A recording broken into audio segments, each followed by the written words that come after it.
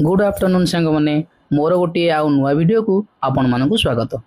मु जड़े शिक्षक शिक्षक चाकरी करिवो आउ निज गाँव करिवो ताठारु भल चाकरी आउ किछि नै, किंतु अन्य जिले में चाकरी करवाटा भारी कष्ट।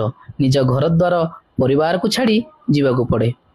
दशहरा छुट्टी केबे हेबे बोली आमे भाबी बसी थाउ, किंतु 10 दिन छुट्टी केते शीघ्र छरी जाए ताहा बाहर चाकरी करुवा सबु भाई भौणी माने अनुभव करि पारुथिबे।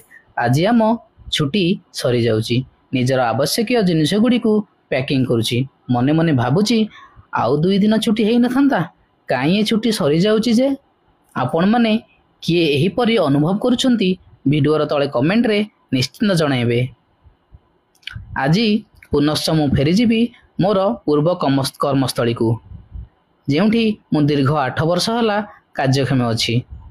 पुणी देखा आ गोटे नुआ वीडियो रे नुआ स्थान रे। जय जगन्नाथ।